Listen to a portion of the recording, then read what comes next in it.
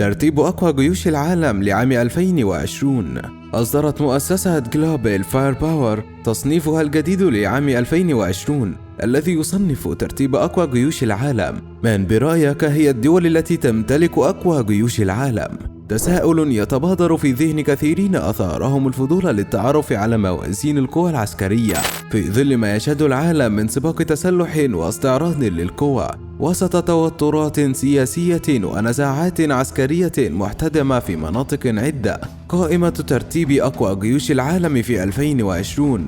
اعتبارا من عام 2020 احتلت الجيوش التالية المراكز الأولى بقائمة ترتيب أقوى جيوش العالم حسب تصنيف موقع جلوبال فاير باور المتخصص في الشؤون العسكرية، والذي يستند إلى مقارنات تقييم لأكثر من 50 فئة تتراوح ما بين القوة العسكرية من ذخيرة وعتاد وأسلحة ثقيلة، وبين الإمكانات المالية والقدرات اللوجستية والجغرافية ل 138 دولة. فلننتقل الآن إلى أقوى دول بالعالم. المركز الأول: الولايات المتحدة الأمريكية.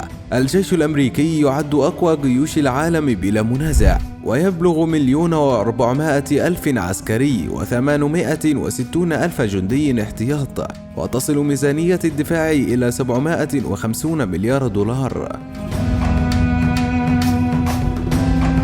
المركز الثاني: الجيش الروسي. يأتي الجيش الروسي في المركز الثاني في قائمة ترتيب أقوى جيوش العالم، يبلغ 1,013,000 جندي و2 مليون آخرين من أفراد قوات الاحتياط بميزانية دفاع تبلغ 48 مليار دولار. المركز الثالث: الجيش الجمهوري الصيني. لدى الصين جيش قوي يضم 2,183,000 جندي يعمل في الخدمة العسكرية و510,000 جندي احتياط، مع ميزانية دفاع تصل إلى 237 مليار دولار. المركز الرابع: الهند. على الرغم من الاضطرابات الداخلية المتزايدة في الهند، إلا أن الجيش الهندي يحافظ على مكانته في ترتيب أقوى جيوش العالم بامتلاكها ما يزيد عن 1,400,000 جندي في الخدمة و2 مليون جندي في الاحتياط، فيما تبلغ ميزانية الدفاع 61 مليار دولار.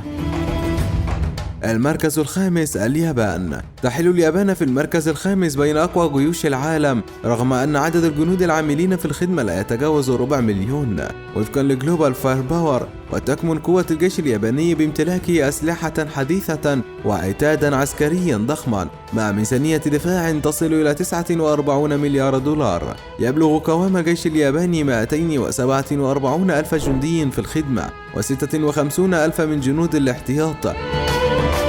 المركز السادس: كوريا الجنوبية. الجيش الكوري.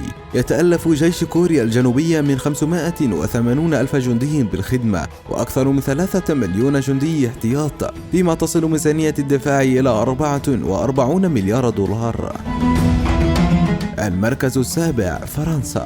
يأتي الجيش الفرنسي في المركز السابع بقائمة ترتيب أقوى جيوش العالم، ويبلغ قوامه 268,000 جندي و183,000 آخرين في الاحتياط، بميزانية دفاع تبلغ 41.5 مليار دولار. ننتقل الآن إلى المركز الثامن: المملكة المتحدة. الجيش البريطاني الملكي. يبلغ قوام الجيش البريطاني 182,660 جندي بالخدمة و83,000 في الاحتياط، وميزانية دفاع تبلغ 55.1 مليار دولار. ويعتبر الجيش البريطاني ليس فقط من ضمن ترتيب أقوى جيوش العالم، ولكنه أيضا من أقدم الجيوش النظامية في العالم. المركز التاسع، وهي دولة عربية: مصر. الجيش المصري الأول عربيا.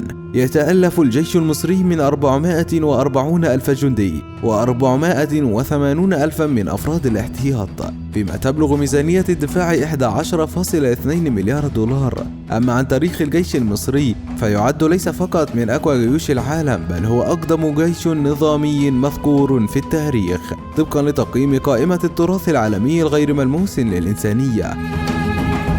المركز العاشر والأخير، البرازيل. الجيش البرازيلي. حلت البرازيل بالمرتبة العاشرة بين ترتيب أقوى جيوش العالم، ويضم الجيش البرازيلي 334,500 جندي يعملون بالخدمة، وأكثر من 1,000,000 في قوات الاحتياط، وتخصص الدولة مبلغ 27.8 مليار دولار. هذا فيما يخص تقرير جلوبال فاير باور عن قائمة العشرة في ترتيب أقوى جيوش العالم. من بين هذه الجيوش تفضله؟ قل لنا ذلك في التعليقات. إن أعجبك الفيديو لا تنسى الضغط على زر الإعجاب والاشتراك بالقناة وتفعيل جرس التنبيهات حتى يصل لكم كل ما نقدمه من معلومات مثيرة وغريبة ومفيدة حول العالم على قناتكم، قناة المعلومة.